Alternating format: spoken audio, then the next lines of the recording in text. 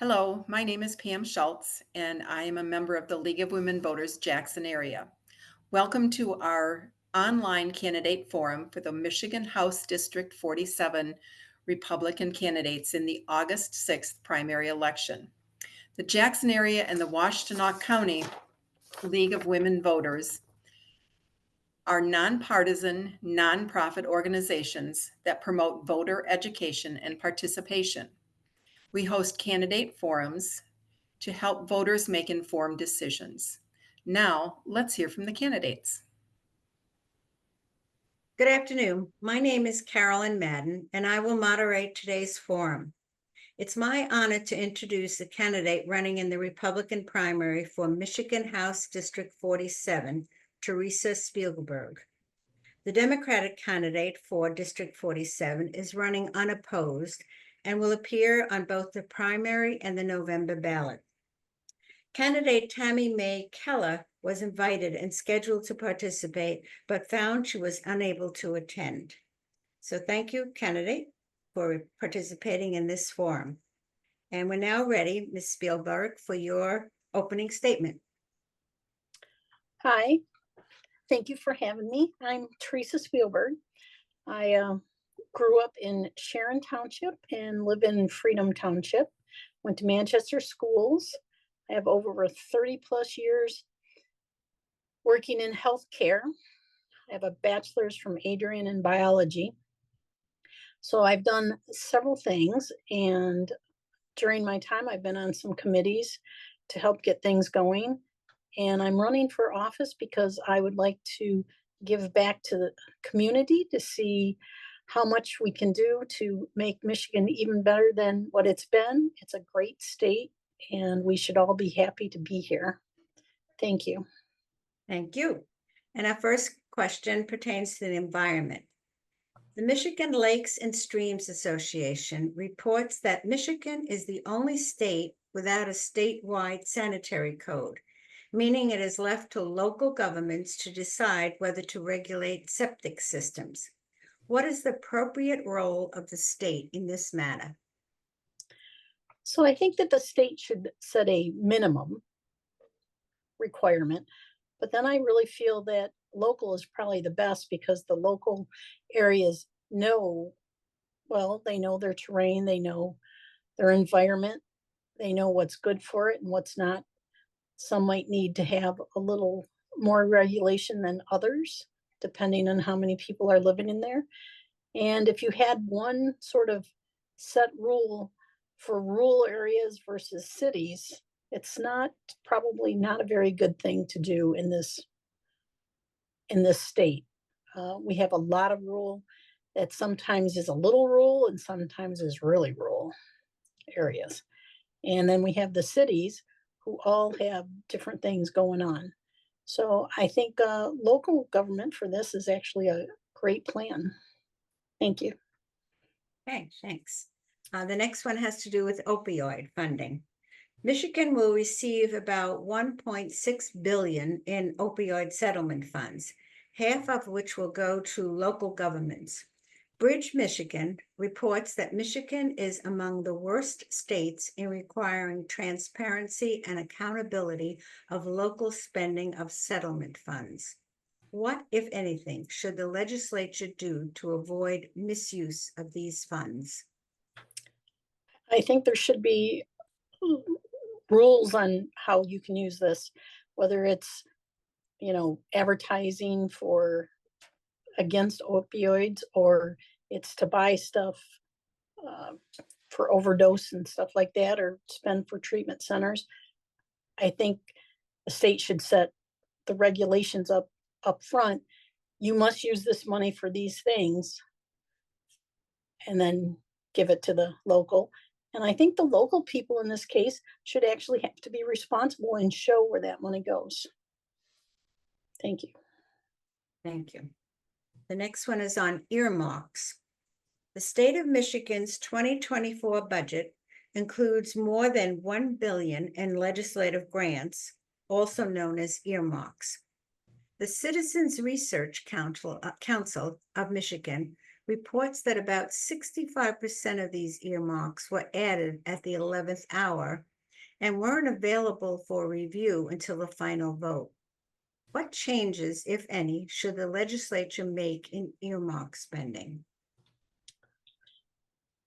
So I'm not a big fan of earmarks, to be honest with you. And I think if people want to put stuff in to get it approved, they need to do it in a timely fashion so that everyone can take a look at it and actually see what it is for and be able to, sort of research it a little bit. The idea of putting it in at the last minute, sort of paper clipping it on to get things passed is just not fair to the state of Michigan. It's not fair to the residents and things like that. So I think there should be a time limit. You cannot earmark anything after, a week coming up so that everyone can actually go through and see what's going on. Thanks. Okay, next one is on healthcare. What, if any, action needs to be taken to increase access to mental health and substance abuse treatment in Michigan? So working in healthcare, you would think that employers like mine would actually be really good as far as mental health is concerned. The truth is they are not. We have a long ways to go. And I think what we have to do first is we have to get employers sort of on board with taking care of people's mental health. We need to have insurance companies taking care of people's mental health and not saying, no, this shouldn't be people's out of pocket expense or anything like that. It's not like if you go to the ER because you got to have stitches, they're not going to pay anything. They're going to help you out. So we need to start treating mental health just like we would treat, somebody's laceration or heart attack. Thanks. Okay, thank you. The next one is corporate subsidies. The state spent approximately $335 million in 2023 to create jobs. Rich Magazine reports that 40% of the jobs created paid less than the state's median annual base wage. What is your philosophy regarding use of taxpayer funds to create jobs? I'm not sure we should be creating jobs. We should be helping people to train for jobs. And that would include on-the-job training. If we get employers to actually take people in, give them a job and train, I think it's a good idea to give money back to that employer as they're training. But they should be paying these employees to do this. And they should be the ones creating the jobs for this. If we did that, more jobs actually might be created and they might find more of a use for people once they have them up and trained. Thanks. Thank you. The next one is education. The 2024 Kids Count Date Profile by the Annie E. Casey Foundation ranks Michigan 41st in childhood education based on 3 to 4-year-olds not in school, reading and math proficiency, and high school graduation rate.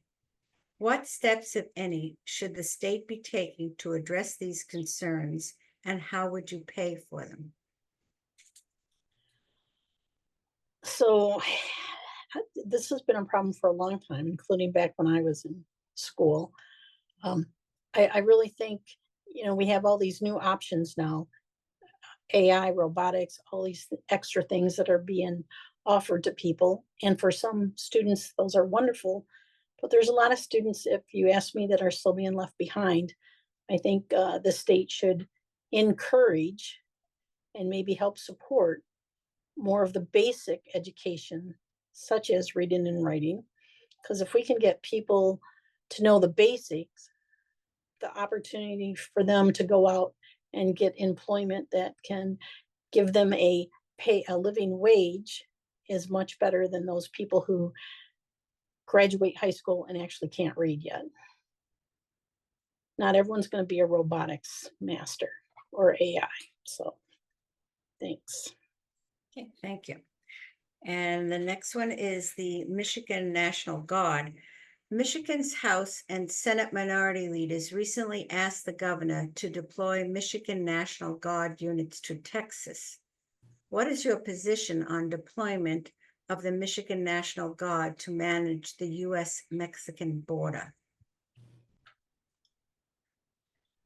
Well, I suppose all the states at one time or another should help, support controlling the border. It's a big project right now, and nobody wants to leave it just open. But I think we need, and it looks like we're heading in the direction of getting better sort of options or rules or whatnot. So the border is not going to be hopefully will not be such a big problem as what it is today.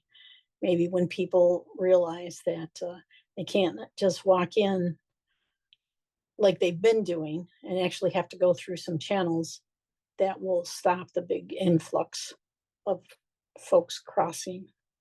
So I think we all need to help out a little bit, but I'm hoping we can find ways of making it so that the border is not as big a problem as what it is right now. Thanks. And one more on the environment. Eagles, EGLES website, Eagles website states that Michigan does not have enabling legislation that would permit individuals such as renters to form a community-based solar electric system and obtain energy through that system. Do you favor such legislation? Why or why not? Okay, so let me clarify.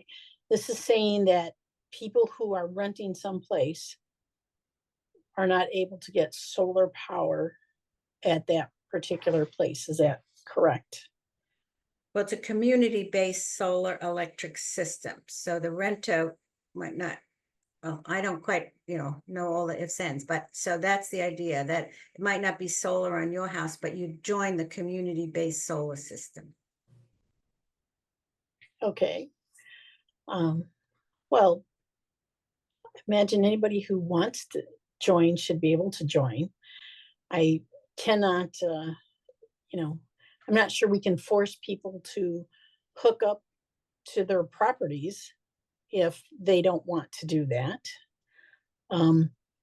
But actually, once it's there and in place, we might see more people. So we might see landlords much more willing to go ahead and hook up for their renters than what we have at the moment.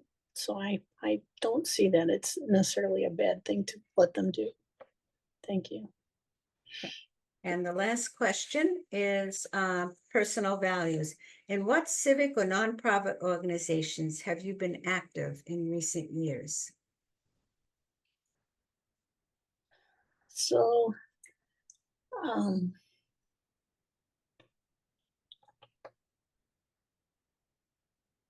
I'm active in the church I go to. I'm active in a organization through what I do for a living.